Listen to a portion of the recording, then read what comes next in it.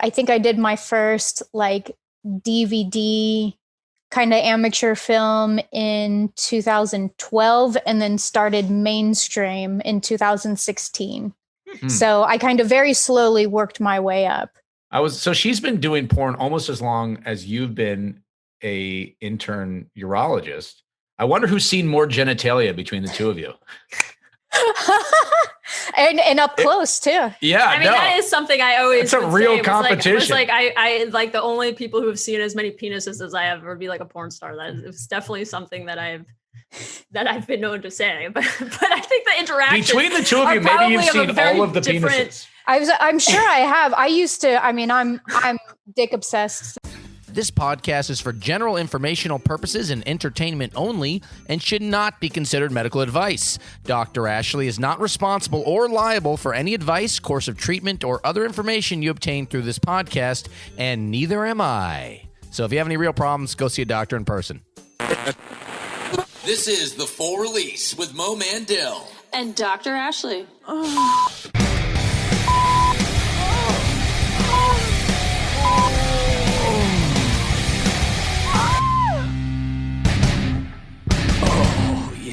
Welcome to our tech lair. We're in a tech lab. If you're watching on YouTube, we're in a basement with a mainframe. We're behind a giant stack of computers for our return on The Full Release. It took us.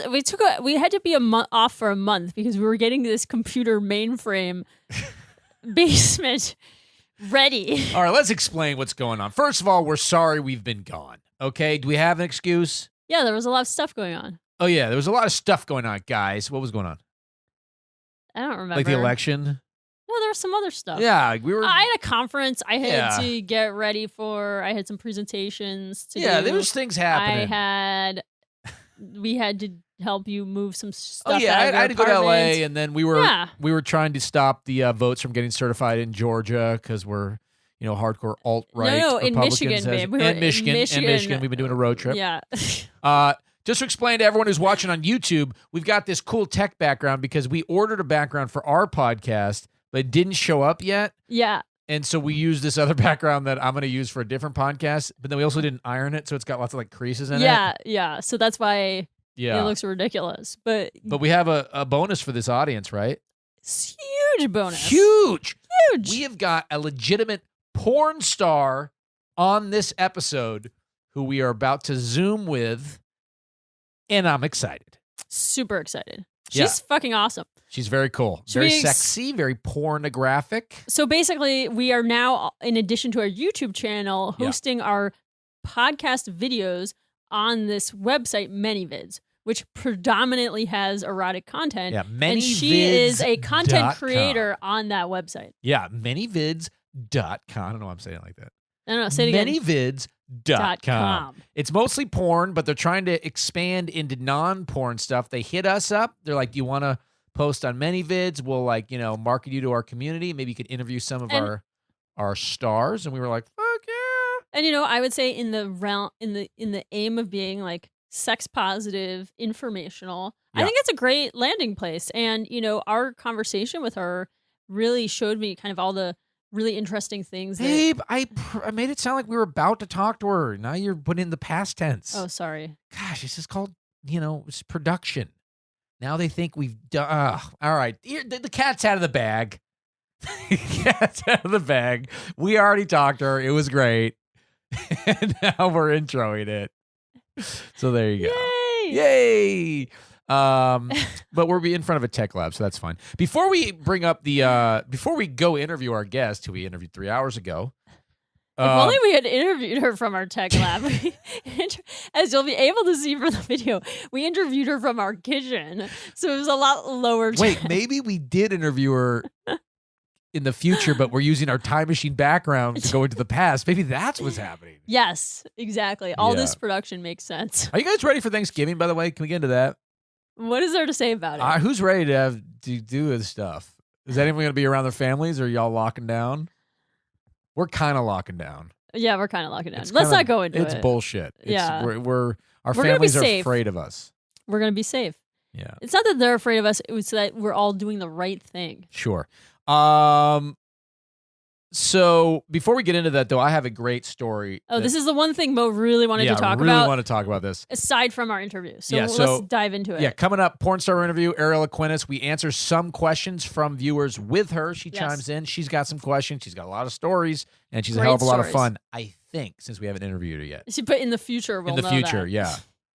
It's tech version. Full release tech version. Okay, so in Oregon, an Oregon man. And by that, he says Oregon. Like the state we are in, not Oregon. Manyvids.com. We're here in Oregon, where, obviously Dr. Ashley is a doctor in Oregon. So this is And Washington. All right, do you know, listen to this. Sorry, as an aside. Really? Did you have to But the clarify COVID stuff, you technically have to quarantine whenever you cross state lines. And I have to work at hospitals in both Oregon and Washington. So I am in a continuous quarantine of all time for all things. So you're my basically job. A criminal.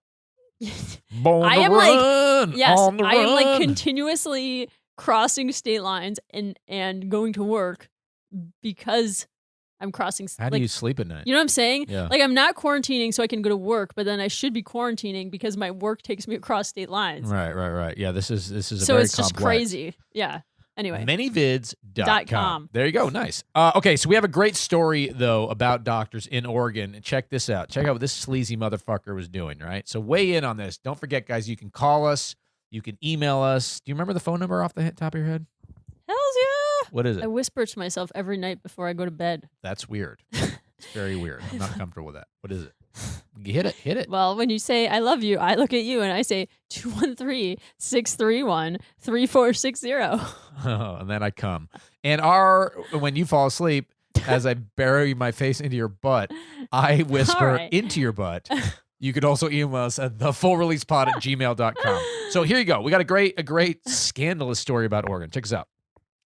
The headline: Oregon man sues doctor who was allegedly having an affair with his wife. What? Manyvids.com. In a story that will likely make you appreciate the problems you don't have, an Oregon man has filed a lawsuit against his family physician, Ronald Rosen. Do you know him? I do not know all doctors in Oregon. Sounds like he's excited for there Hanukkah, are though. Like several Based million on people. That last name. All right. Ronald, after learning that his wife was allegedly carrying out an affair with said doctor. So this guy, his doctor's having sex with his wife. But here's the additional twist.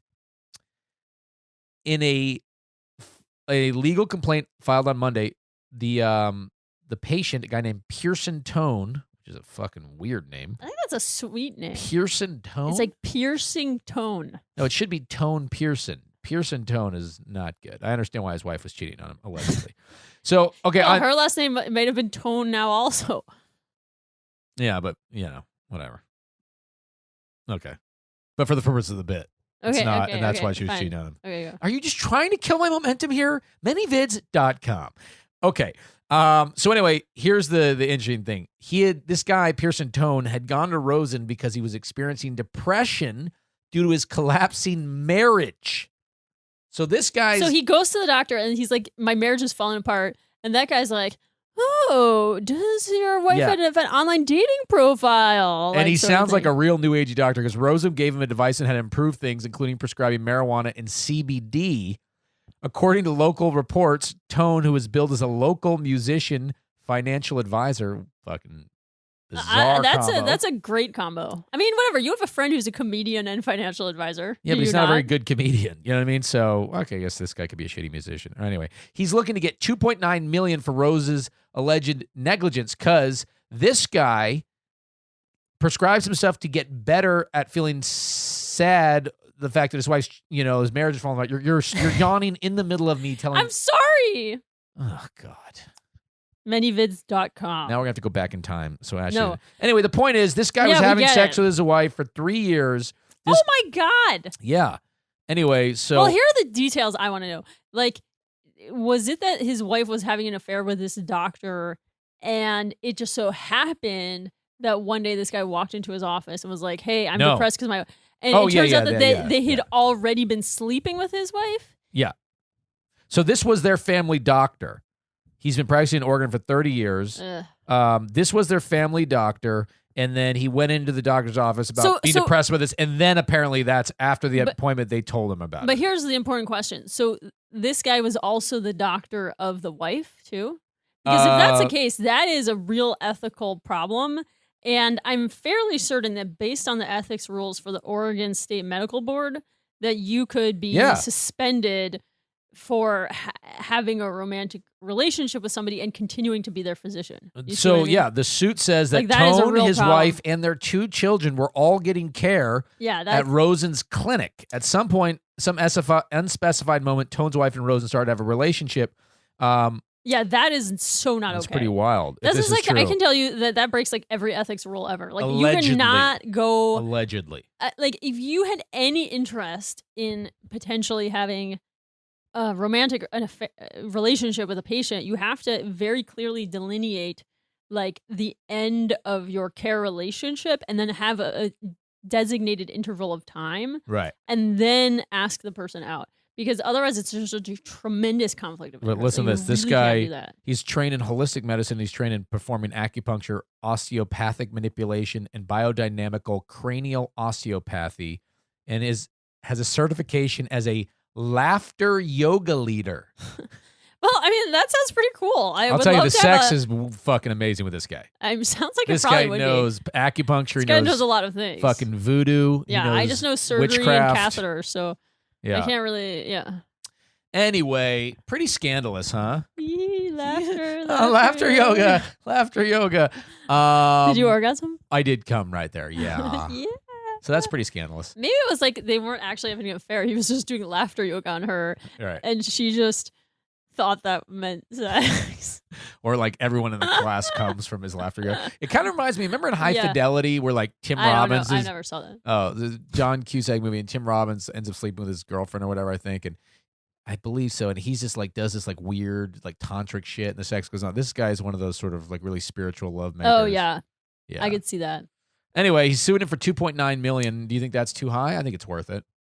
I mean, you always have to sue for some outrageous amount because you'll get less, right? Like Right. if he sued him for $50, like what's the point of doing that? Yeah. But I mean, what this guy really should do is make a complaint with the Oregon Medical Board about it because that's just not. I mean, he should also make a complaint with his wife about it if he hasn't.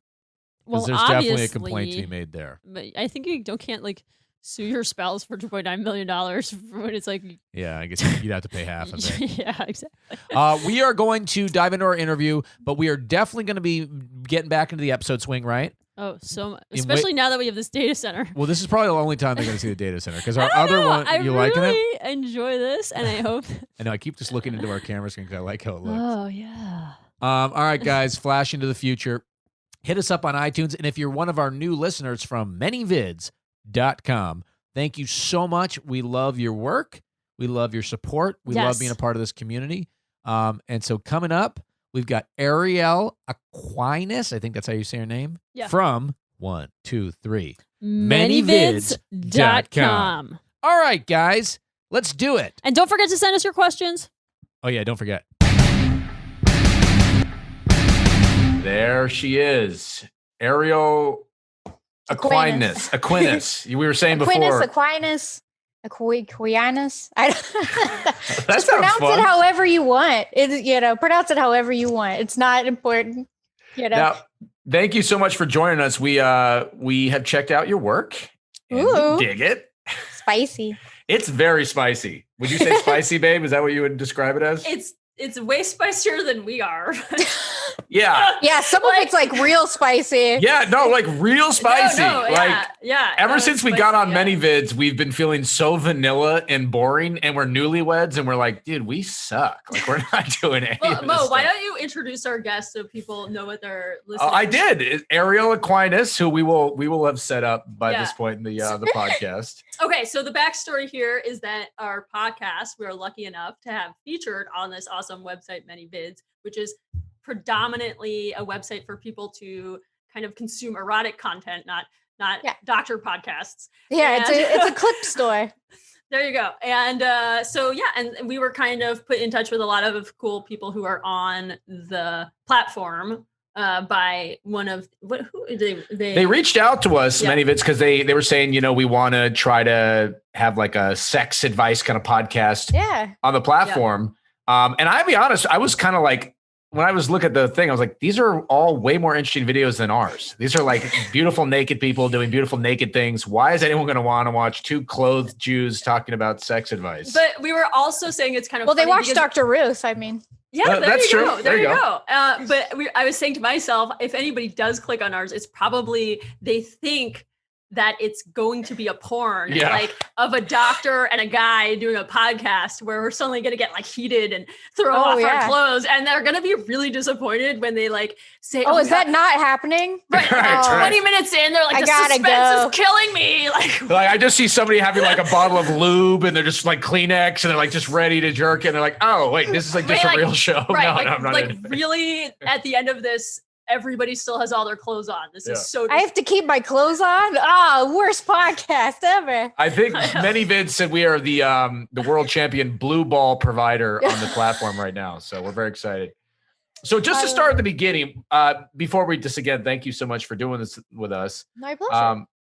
While we were chatting before we started recording, you said something that caught my attention. You mentioned you have an agent, and so. Could you break that down a little bit? Like how many people who work in the adult film industry have agents? How prevalent is that? Is it like, I guess just regular acting kind of agent client relationship in general?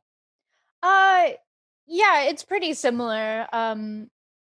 Porn is, I think, more similar to a regular acting job than people think.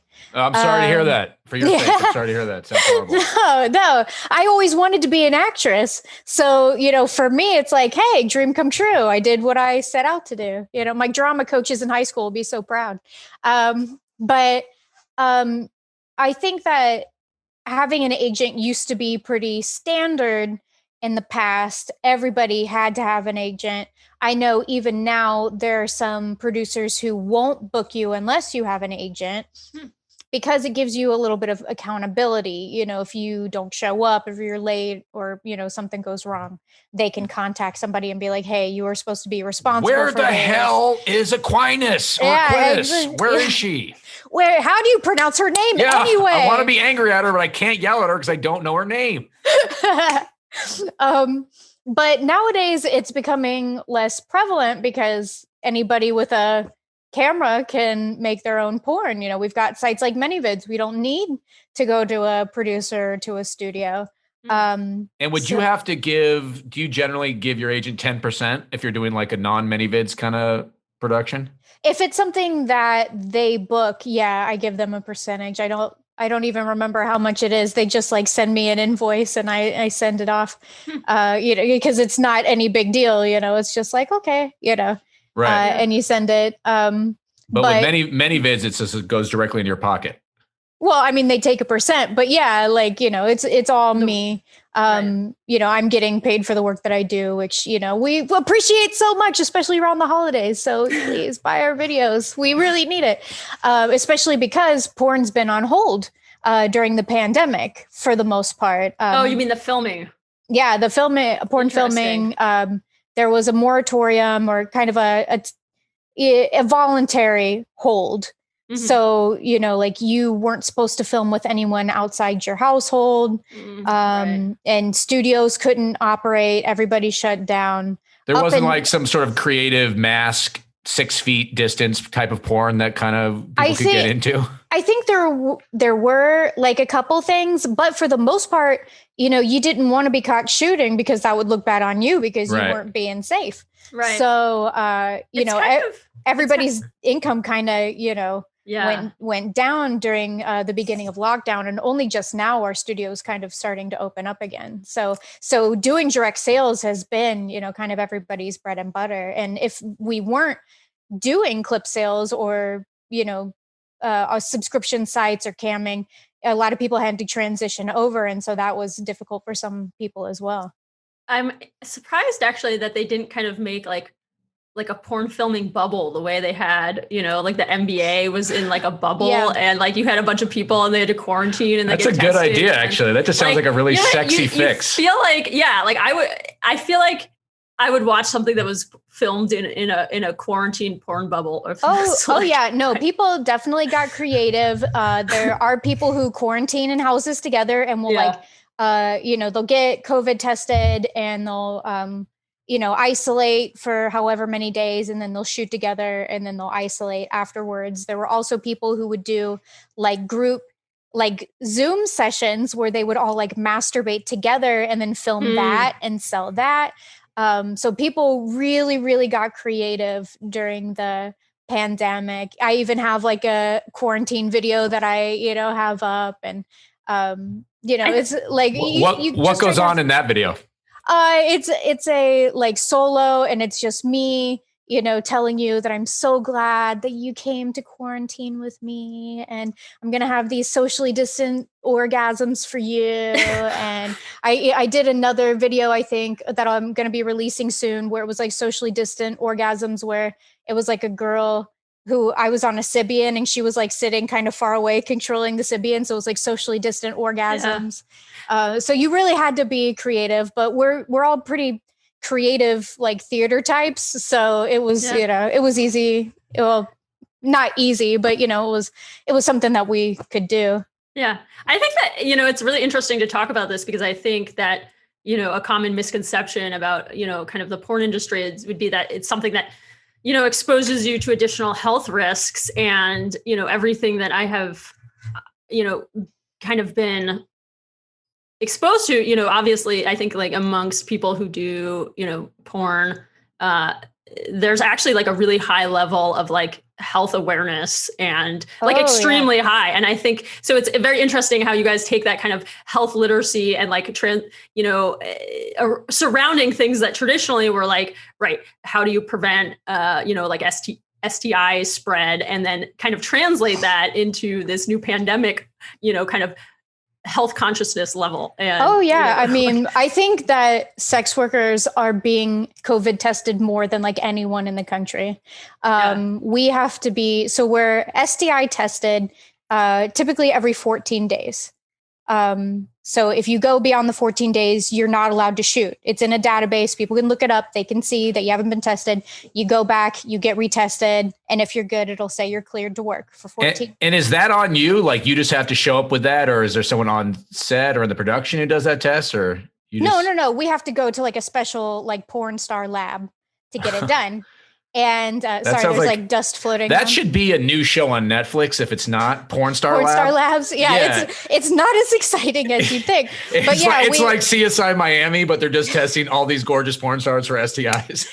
No, because Mo is always trying to think of like a doctor TV show, because he sees my life, and now he's like, oh yeah, like porn labs. Go to Doctor TV lab. Show that I have to test. Yeah, it's really not as exciting as it seems, but it is funny because people, like when I go in my Uber and it'll say like one of the labs is talent testing, and they'll be like, oh, you're going to talent testing. Like, what are you auditioning for?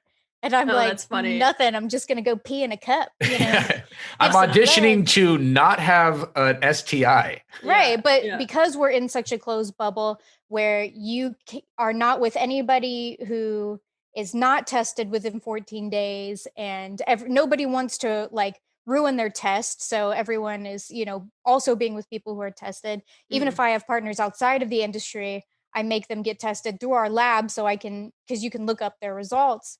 And but that also goes for COVID testing. Now we get COVID testing tested 24 to 48 hours before every shoot. So that means if I shoot, I get tested for that, and then I go get tested again for the next shoot. That's incredible, because you absolutely have more rigorous testing demands than Ashley does as a surgeon. Yeah. Without a doubt. Well, I mean, the difference is that I can, like, we have universal masking, That's right? True. So it's okay. And also, there's like body fluid swapping that happens, not in my job. So it's like, a little more intimate. Right. Yeah.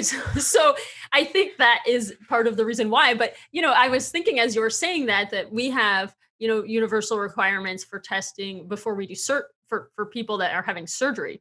Because we're exposed to all their body fluids, right? So they have to go and get a COVID test, like you're saying, generally within 3 days before their surgery. And so it is a similar thing in that regard, and I mean, Who do you think how long have you been doing adult film work, porn? So I have been around, let's see, I started modeling in 2008, and I think I did my first like DVD kind of amateur film in 2012, and then started mainstream in 2016. So I kind of very slowly worked my way up. So she's been doing porn almost as long as you've been a intern urologist. I wonder who's seen more genitalia between the two of you. and up close too. Yeah, I mean that is something I always. It's a real competition. It's like I like the only people who have seen as many penises as I have would be like a porn star. It's definitely something that I've been known to say. But I think the interaction between the two of you, maybe you've seen all of the penises. I'm sure I have. I used to. I mean, I'm dick obsessed. So I used to like run like kick groups. I used to admin for kick groups for like dick pics. I used to like, I'm one of those few women, I guess, that really likes dick pics. Now I will caveat, like, I'll say I like that when I ask for it. Right. When I'm consenting to it, I don't like, please don't like inbox me a bunch of dicks right now, unless it's on, my subscription site or something. But but I love seeing dick pics. I love watching jerk off videos. I have tipped guys on cam. I have bought their videos. Like, I love wieners. So I probably have seen all the dicks. No, and I agree with you. I think the main thing that usually bothers women about dick pics is that not like penises per se, but the extreme percentage of dick pics that are unsolicited, because that is like, for some reason, photos of penises and unsolicited like go hand in hand. And I will say that like trans women never send me unsolicited dick pics. They always wait for me to ask. And so it's specifically like a cis male issue. Yeah. They want to surprise me with their dick. It's not a penis thing, it's a guy thing. It's so interesting as a guy to hear that other guys are doing this. I've never done that. And I didn't know that other guys were so confident in their dicks that they're just shooting those suckers out across the text web. It's not even that. I think it's just that they like want you to be embarrassed. They want that kind of, it's like catcalling. They want that kind of power over you. Because a lot of the ones I get are like not cute. Like if it was like big, I'd be like,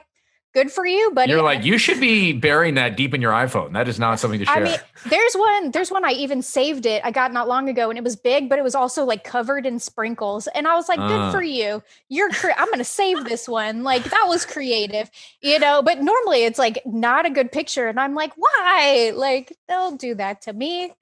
Covered in sprinkles. Yeah. Did that give you an idea for another video or something like that? I mean, like, no, because I'm health conscious and I'm like, sugar's not good for you down there. See, she's on the same page as me. She's like, yeah, don't put sugar down. No. She's a huge sugar junkie. She's going to probably have me dip my penis in a bag of gummy bears right after we do this. No, because she doesn't have a yeast infection. Oh, there you go. I have a carb addiction. I am not addicted to people putting carbs on their genitals. Let's be clear about that. And I agree with you from a medical standpoint. Those two things are not good to mix. You don't want to go down on somebody and get diabetes. That's the worst thing that can happen. Hey, I want to ask you a question. I do stand-up comedy, and I've always been super curious the stage fright element of doing porn. How was that for you? The first time you did it, did you have the butterflies? Did you watch yourself after and be like, oh, I look really stiff, I'm not in it? I never watch myself after. I have my husband edit all my videos because I cannot stand the sound of my own voice.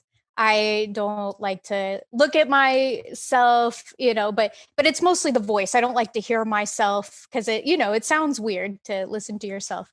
But because I was a theater kid, and because I think most of us are like old theater kids or ex-theater kids, like I didn't have much stage fright. And I did, even before I did porn, I did like fetish stage shows and like live sex shows. And so I was used to doing sexual things for an audience.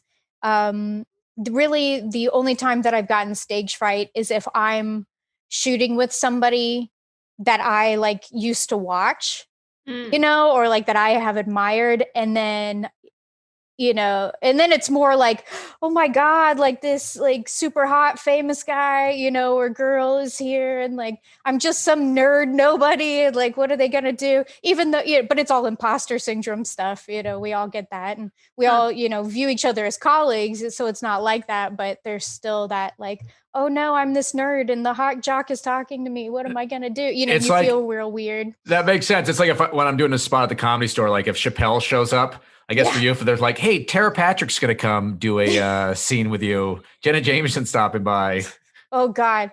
Well, no, not her anymore. I think she's gone full blown alt-right. So probably not her anymore. Oh, I would be frightened. But yeah, there are one of my people. Personal favorites before her. Yeah. No, definitely a legend, you know, full respect for what she's done. But yeah, I don't think that me and her would get along necessarily. But yeah, there's certain people like Asa Akira, if she like showed up, I'd be like, oh my God, you know, because you don't want to look like a fool, you know, and you know, stuff is awkward sometimes in porn. Stuff is weird and messy, and you know, and you don't want that to happen. You want to like be your very best self, and you know, to do everything perfect and be the best sexual athlete you can be. So there is a little bit of pressure, I would say, but I'm not like frightened. I'm more scared to like make like doctor's appointments on the phone than I am to fuck in front of people. Wow. What was I going to say? One thing we were talking about earlier was like, I've always wondered, are you able to lose yourself in the sex and enjoy it? How much of that is just faking? Because I know that someone who likes to jerk off while watching porn, I can never really tell that anyone's faking it. But then I've heard that a lot of times they are. Yeah, I hate to break it to you, but having sex on film is more like shooting a sex scene in a movie than it is like having regular sex. And that's, you know, because I get the question all the time, well, how can you separate your personal sex life from your porn sex life? It's not similar. You know, I can have sex on set all day and still go home and want to have sex with my husband because it's a completely different feeling. Even if I have an orgasm while filming, it's just not the same. And you know, there are a variety of factors. It's not like it's not good. Like, man, I've had some good sex, you know. I mean, we're sexual athletes, like we get paid for it for a reason. But a lot of the time it is, you know, where is my light? How, you know, what am I, am I arched? Am I sucking it in? Am I, okay, I got to wait 30 seconds and in 30 seconds, I got to switch to doggy. Okay. You know, like, and so I'm thinking about where am I looking? What are they doing? What am I Am I in the good light? Am I facing the right way? Am I sucking in? Am I looking weird? Am I doing the wrong thing? Yeah. Ow, my legs really hurt. You know, like this is you know, like this position's weird, you know, but it looks really good. But, you know, stuff like that. You're focused on so much more than the feeling. Now there are times where I do forget. There's a video, I think it's up on my many vids. If not, I'll have it up soon. But I'm shooting with Cody Carter, and you know, and I'm in the zone, you know, and I'm doing my like porn thing, you know, I'm like, oh yeah, you know, my porn voice, and then he like moves and he hits a spot, and I'm like, oh my goodness, and like totally like snap out of it and like break, you know, like totally come out of like porn mode for a second, and I'm just like, oh, what did you do? Like, holy shit. And then like I have to like be like, oh fuck, like I forgot, like I'm, you know, I'm on camera, I'm supposed to be performing. Yeah. So there are definitely times where you like forget yourself and you're just like, whoo. Did you have him call your husband after that shoot and be like, all right, tell him exactly what you did? No, my husband, man, he's so good. My husband's got me like figured out like a fiddle, man. He's he would have to be a very confident guy. Well, we've been together for 13 years, so he knows how it works. You know, he's my husband. He's no, but like you're saying, I mean, is talking about it like filming a sex scene or basically like sex acting. I think that really, you know, shines a light on it a lot. You know, because I think people kind of just conceive of it as like, Yeah, you're having sex and then somebody's filming it, but it's not. It's like you're sex acting. Like that right. is like. And I'm not going to say that there isn't videos like that, especially on places like ManyVids where there are more like amateur videos. Like even myself, when I watch porn, I watch amateur videos, and a lot of the time it really is just somebody, you know, jerking off or, you know, playing with somebody, and they're just filming it, and that's totally fine. That's totally hot.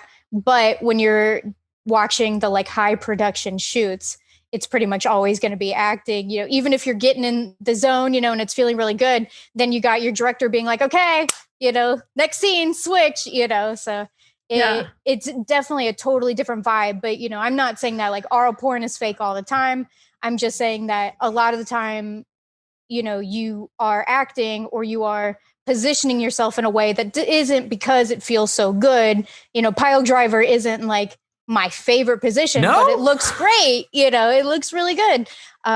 So, you know, there's a lot that goes into it. It's a job, you know, it's interesting because I would work. Oh no, it definitely looks like it takes work. I mean, especially that pile driver position you talked about. But I always figure for a porn star to admit that sometimes it's fake is like a magician admitting that it's a trick. Well, I don't think it's like kayfabe. It's like wrestling. Yeah, exactly. It's like you could get banished from the porn magic castle for admitting. No, we actually have been trying to advocate for this for a long time because people keep watching porn thinking that it's educational. And so a lot of porn stars in recent years have come out and been like, no, like don't watch us as like a learning guide. You know, we're entertainment. It's not educational. Like speaking of pile driver, I had a guy in my private life almost break his dick trying that with me because he like thought that he needed to impress me with the porn star sex. Yeah. And he almost broke his dick and I felt so bad. But I told him, I warned him ahead of time. I was like, don't try anything fancy. I don't need you to do anything special, you know, and sure enough, he went and almost broke. And I think what you're saying is also super important in this time when younger people are coming of age in an era where they can, from their earliest sexual awakenings, consume porn so easily. And like, because like you're saying, I mean, our age, you know, we're like our mid to late 30s. And, you know, when we were younger, we didn't have that access. So we kind of developed our sexual compass, you know, first. And then once you understand that, then, you know, exposure to porn is very different. And I think like if I was 12 years old today, you know, having people who are professionals kind of saying like, you know, understand the difference between your personal intimacy and, you know, consuming something that's entertainment, you know, is really important, you know. And definitely. I mean, even that was a factor even, you know, in my sexual development when I was younger, and I'm 32. So, you know, like I am a little bit older, but, you know, my boyfriend that I lost my virginity to only knew stuff from porn, and I didn't even watch porn, so I knew even less. But but I learned porn sex, and you know, a lot of the time I thought, you know, there was something wrong with me. I couldn't orgasm from penetration. Why is that? You know, well, I didn't know that 80% of women can't, you know, orgasm from penetration, because that's what I saw. And my boyfriend, I remember, said, you know, your vagina is different, you know, or than other vaginas. And, you know, and I felt like there was something wrong with me. Well, I didn't know that, you know, labia come in all different sizes. And I had, you know, smaller outer labia and larger inner labia. Yeah. But at the time, you know, that kind of early 2000s, 90s porn, they, you know, everyone had the like tucked in vaginas, little tucked in vaginas, and which caused a slew of people to get labiaplasty because they thought their vaginas were strange. And so that's why porn stars nowadays, now that we have these big platforms, we're advocating, you know, your vagina's normal, it's beautiful. And, you know, doing this is unhealthy and doing this is actually super healthy. And yeah. You know. And I think it's also interesting, you know, it shouldn't just be porn that's like blamed for unrealistic expectations of sex, right? Because like Sex in the City, which was, you know, like I guess of my generation, right? There were the women, were just riding on top of some guy and always having this fabulous orgasm. And they never once showed like a guy, you know, like getting a woman off using his finger and it taking a long time. You know what I mean? Yeah. Like, so that wasn't a realistic portrayal of sex either. And that wasn't, you know, like pornography. Well, it's, you know, it's like she's saying sexual athletes, like just because you see LeBron James slam dunk, you shouldn't be like, that's what you're supposed to do when you play basketball. And that's what, I always try and tell people that, because people message me every day, how can I get into porn? How can I get into sex work? And I'm like, maybe you shouldn't. It's not for everybody. You got to really make sure. I mean, even me, before I got into any sort of sex work, I followed sex workers for like 2 years on MySpace. And I did research for 2 years, which people cannot imagine, doing now. And then I started out doing like just modeling and nude modeling and fetish modeling, and then spanking videos, and then, solo videos and lesbian videos. And that, and I worked my way up to doing the like super insane BDSM gangbangs that I do now. But, I made sure that it's what I really, really wanted to do, because it's, for life. Once it's on the internet, that's it. Yeah. And, and people are going to find out whether you're careful or not. And you have to just, be at peace with those facts, and it's hard, you get burnt out, you get creatively burnt out, you get customer service burnt out, because you're, super happy, especially with webcamming. That looks exhausting to me. Like I've like, sometimes they put the, the webcams on their sites or whatever, and you can just look at it, and it does look exhausting having to like acknowledge all the different people tipping, and like, it reminds me of like when you're at a strip club and they're having to be like super like, they're trying to get you to lap dance. Come on. But as soon as you don't want to lap dance, they're kind of like, ugh. And you're twerking for like, 5 hours, and it is exhausting. Yeah, I'm not even cut out for camming, plus you got to have a thick skin, because people have, this continuous access to, say things to you. Yeah. And I'm very thin skinned, so I don't like it when people are mean to me. And I'm sure that people do that because they can be cruel. Like because they can in real time be cruel to somebody else. And there is, I mean, there's just like people on the internet who suck, who do that. There was that's just the internet in general. There's a forum called bodybuilding.com. And back when I was camming, they would have these like threads where they would like post your, these girls' cam screen names, and they would all like, as soon as you logged in, they would jump in all at once and be like, kill yourself, you're fat, I hope you get AIDS. Jesus Christ. And just spam it. Like before you could even block them, just spam your whole wall. And it's really hard to feel sexy after somebody, a bunch of people have just told you to kill yourself. So, it's part of the dehumanization of sex workers. And that's why podcasts like this are important, because it's harder for someone to dehumanize me if they're seeing me and they see that I'm a regular person and I'm a married person and I've had a long-term 13-year relationship, which people are like, what? You're a porn star. How can that be possible? Because I'm just a regular chick, I'm just a regular person. It's, it's not, you probably know a sex worker, but you don't know it. Like your neighbor could be a sex worker. Your aunt could be a sex worker. Like, we're just people, and so that's why stuff like this is important, to kind of show 100%. People. Yeah, for sure. And it's also something like, it's just a part of human like civilization that has always been there, the like, oldest profession, right? It's not a new thing. Like it's not like the internet or ManyVids website or anything. What was the caveman version of like, webcamming though? What do you think that was? What, like cave drawings? Yeah, like what was that? Cave drawings, or was like you would just sort of like run by you kind of had to like keep your distance outside of a cave, and you could just kind of walk they're back just like peeking in, like a cave people. Yeah, like cave people. Yeah. Hey, well, speaking of having you on the show, we I know I asked you to prepare a couple questions for Dr. Ashley, and so maybe you could hit us with one of those. Why don't we do? Oh yeah. And we have a good. We want to take a question. We got one from one of our listeners. Yeah, that I think is really good. Why don't we ask that one first? Yeah, ask that one first while I'm pulling it up. I'm gonna read it. All right, you're gonna be able to help us with this because this is not necessarily a medical question for the most part. Or do you want to read it? No, you read it. Okay. So this is a question that somebody sent to us because that's the format of our podcast for people who are turning in who don't typically, I'm a urologist and sexual medicine doc, and Mo is a comedian. A stand-up comedian. I don't know what I do. Really. He has good input. I just sort of own a mic. But anyway, the format of our podcast is generally, we get questions from people about, sex, relationships, whatever, and we address them. So we got this email from a fan. So this is the question. This isn't me, but now I'm reading the question. So the question is, I am a female and my husband is a male. I know he once had sex with a gay friend of his years ago, and I believe that's why he has certain fantasies. He likes it when I do anal stuff to him, and I have noticed that whenever he tries to seduce me, he's very feminine. He sways like a stripper and perks his butt at me. I've brought this up to his attention before, and he's very playful about it. I don't think it's funny. He says it's because he's gone to many strip clubs. So I tried showing him Magic Mike. I don't know what that means.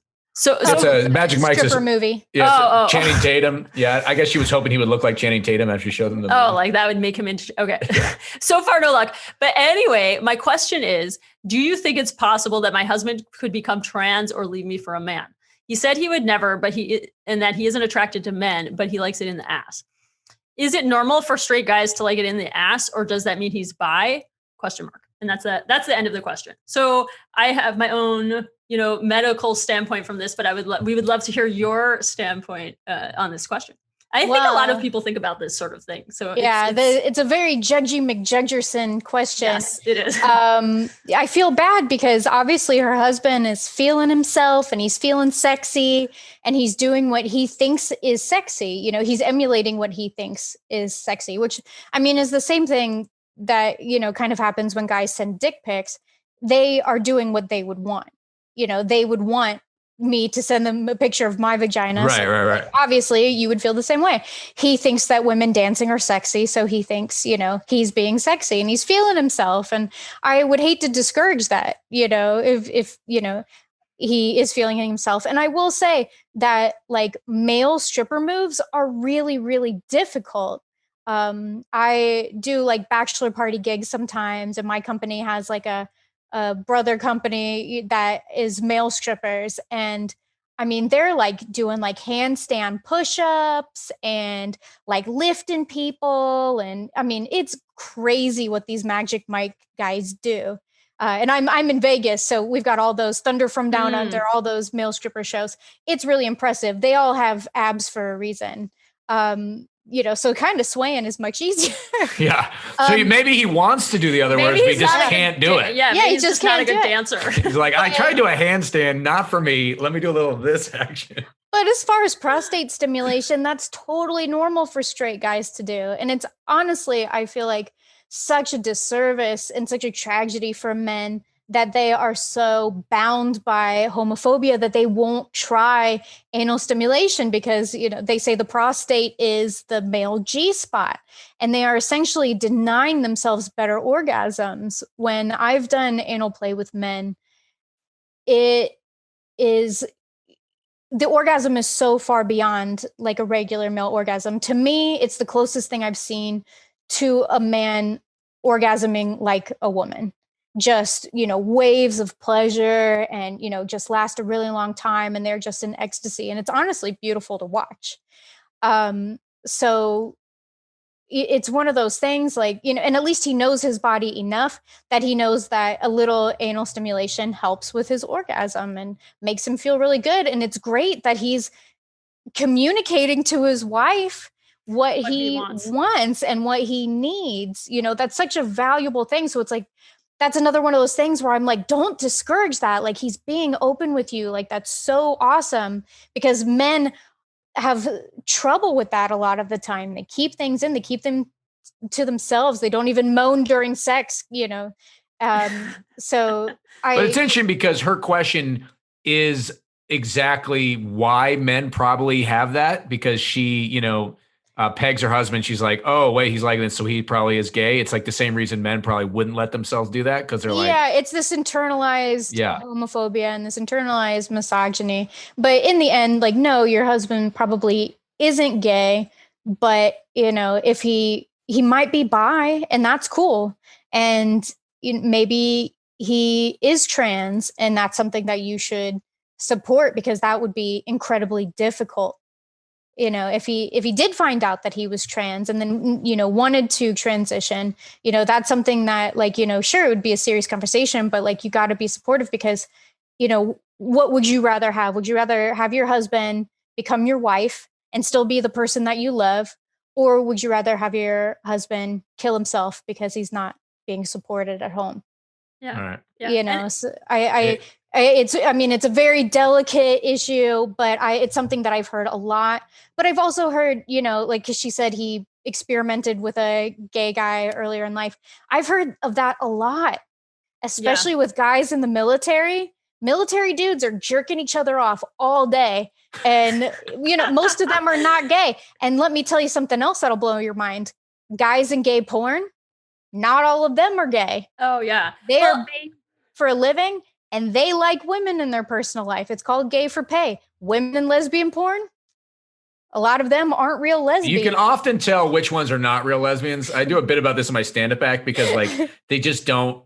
It's just like they're clearly just not into it. You know? They're just going they through the don't know what motions. to do. Yeah. It works both ways, you know, but that's one of the bigger secrets in porn. That's really one of those, like, I shouldn't give away that they're not real lesbians. But you know, what you were saying, I think you're right. I mean, like, experimenting with the same gender definitely doesn't define your sexual orientation, but definitely the physical act of enjoying, you know, anal penetration definitely does not define your sexual orientation. And this is something, like, you know, from a medical standpoint, you know, we would say, so and Mo has heard me go on about this many times, but I like talking about this, the nerves that go, there's a main nerve, it's called your pudendal nerve, and it sends the nerves to your clitoris or your penis, and it is, you know, carries the waves of information associated with orgasm. And the pudendal nerve also goes around and innervates the sensitive areas around the anus. So if you have penetration or, you know, play with the anus, you know, there's the anus itself, and then also there's manipulation or pressure on the prostate. But both of those components can, you know, kind of be exciting to people. So there's a physical reason, because your brain kind of jambles or interprets similarly stimuli coming from the external part of the anus and the penis or clitoris. So they're kind of related in terms of the areas of the brain that they activate. So that's one thing, just like very on a physical, very boring level. Like, it makes sense that stimulation would be pleasurable, and it is absolutely nothing to do with what your sexual orientation is. That's just like how you're wired. And then the other thing is also, like, I love talking about this G-spot prostate thing. So if you, and this is also me getting kind of nerdy about this, but if you take women and you take their like vaginal wall, right, where, you know, the front part of their vaginal wall, which is where you know, people think the G-spot is, and like looked at it under a microscope, they stain for PSA, which is PSA is something made by the prostate. So actually, like, on a very physical level, the women in that part of your vagina have these glands that are similar to prostate glands. And the thought is that it's basically not a rudimentary prostate, but its own form of a prostate. So you could say that the prostate is the female, is the male G-spot, or you could say that the G-spot is the female prostate, but they're anatomically similar. They're just different variations of the same thing. So also anatomically, if a woman has a orgasm from penetration, that physically is going to be the same thing as a man having an orgasm from prostate stimulation. And that is, like, it's just really basic anatomy. So it's also like the fact that people misinterpret all these things about sexual orientation and gay and straight based on anal penetration is just like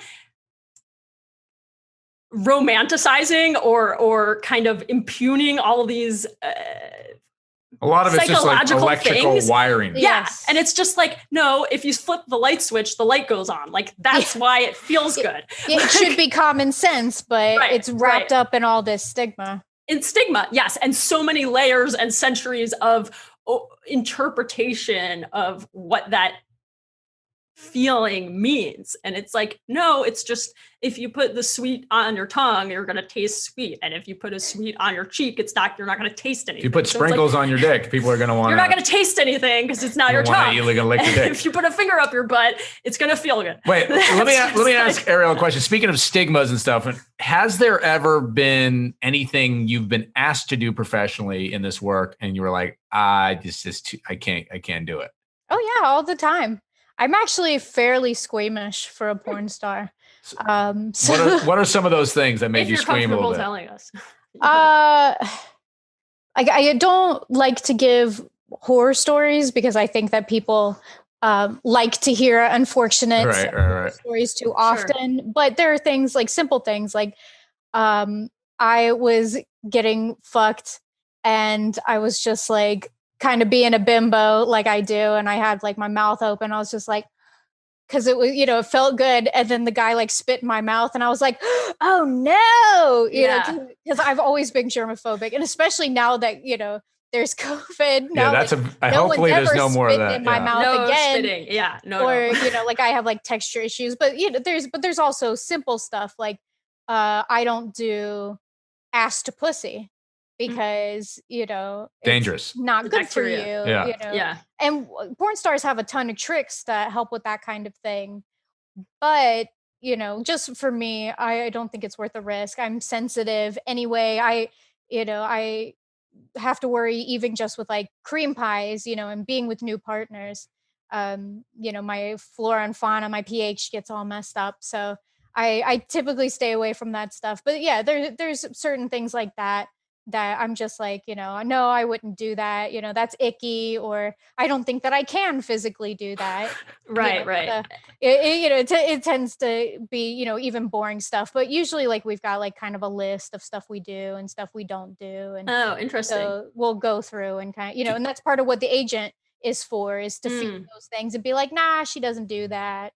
So for your show on ManyVids, when you're doing it on your own, do you do your own booking? I mean, do you just have like a little network of people that you decide you want to? Oh yeah. We have a pretty strong porn community. It's a small world. Even though there's so many actors, we tend to all know everybody within like our same genre. Mm-hmm. So, and then like I live in Las Vegas and we have like a sex worker community here in Vegas. And we all before the pandemic, like we would have like Thanksgiving together because a lot of us live far away from family. So all the porn stars would get together.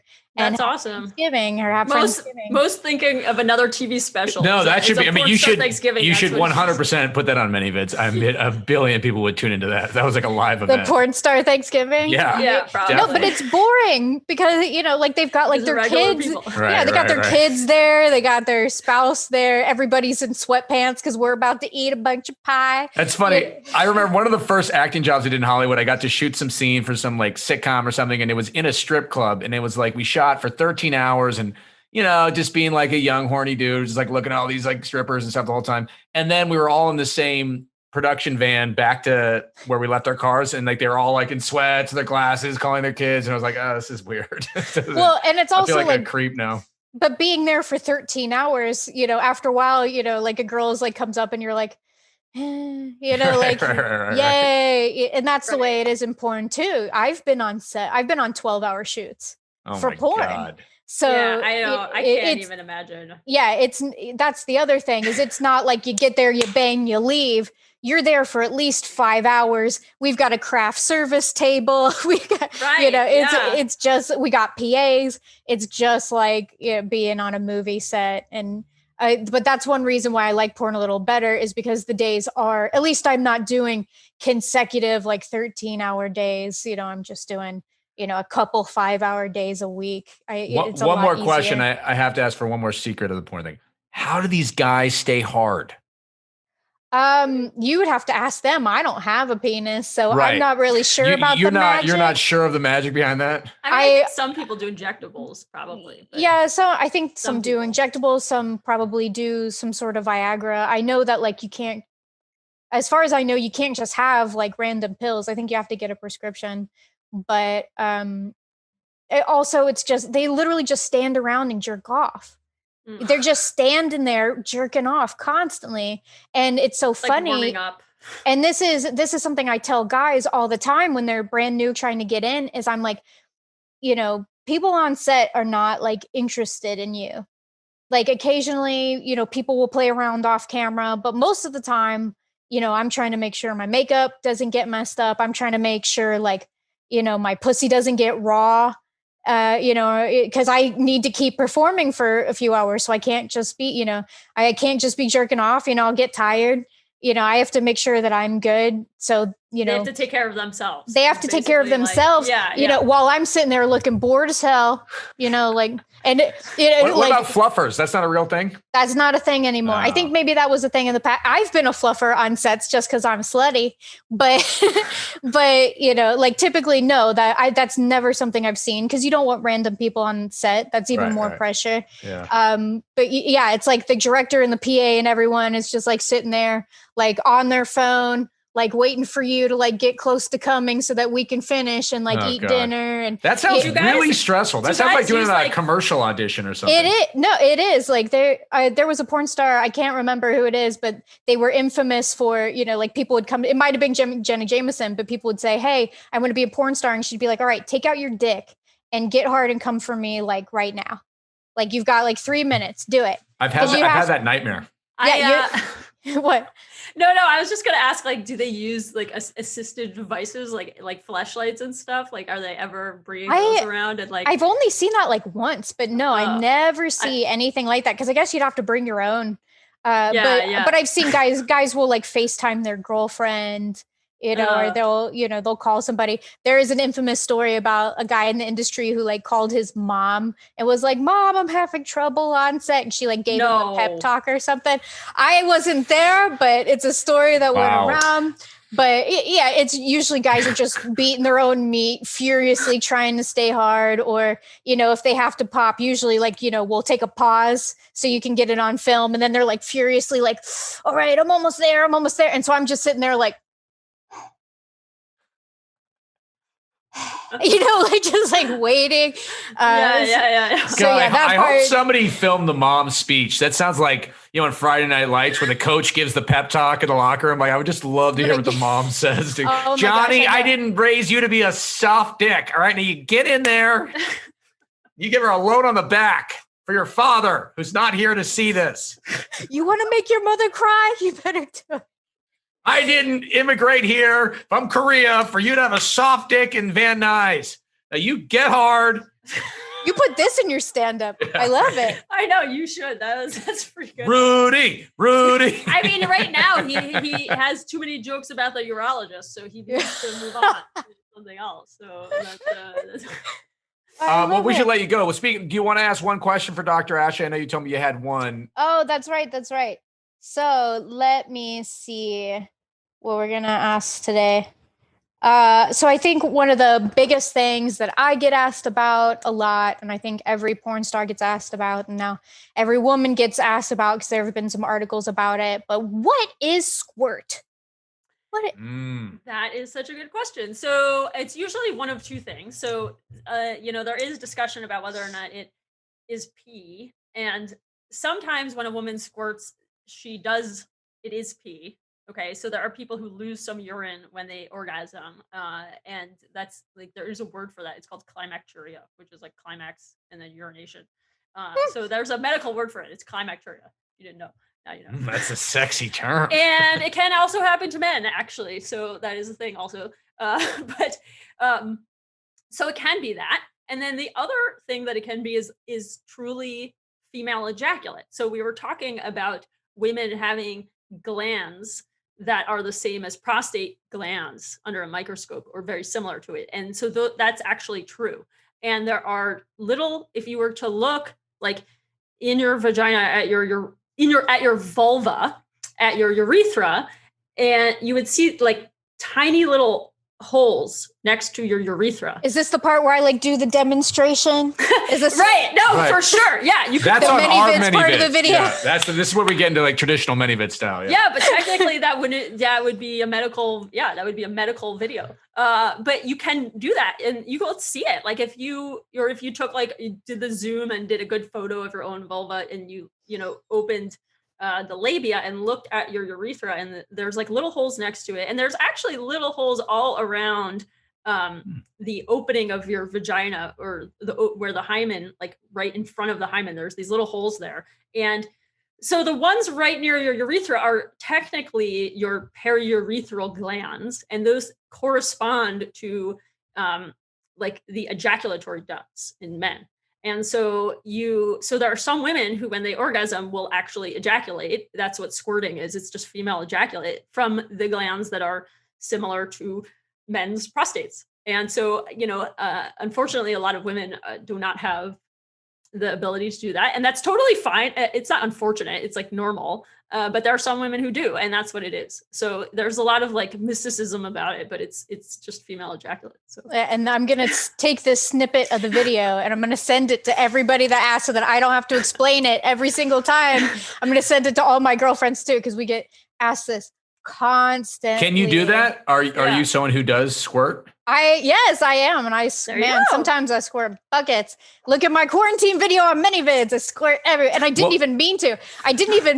That was the worst part of it. And I was sitting in this chair and accidentally squirted all over my chair and all over the floor. And then you gotta put plastic down. I know. I was like, oh man. My mom always says. Because I'll try and hold it in and it did not work at all. Well, if you want to know exactly what you are squirting, you get a bucket of that, you take it down to the porn lab and they will break it down.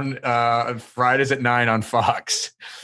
Well, hey, thank you so much for joining us. You have any more questions, babe? I don't want to take up all of your time. I know we. No, I could probably ask you like a million questions. Maybe I'll come back for a part 2. Let's do it. I love this. I feel like sex advice from a porn star is great. It's like amazing. And I do stuff like this all the time. People, they think that, our job is just sex, but I do, interviews for academic research all the time. Yeah. I guest lecture at universities. I do podcasts. I do interviews. I teach classes. That's great. We're all about education here. Yeah, so that's awesome. So I'll come back anytime. Any questions Wonderful. You guys got?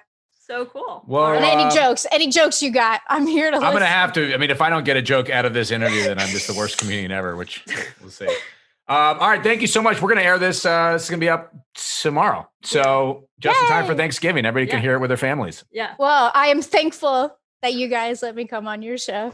Yeah. We're thankful for having you. Thank you so much for coming. It was awesome. All right. Thank you guys. All right. Thanks. Take care. Bye. Bye. Bye. Ashley and I would like to thank all of you for listening to our humble podcast. Please subscribe and give us a good rating. Tell all your friends. And don't forget, we are answering all your questions at 213-631-3460 or at thefullreleasepod@gmail.com.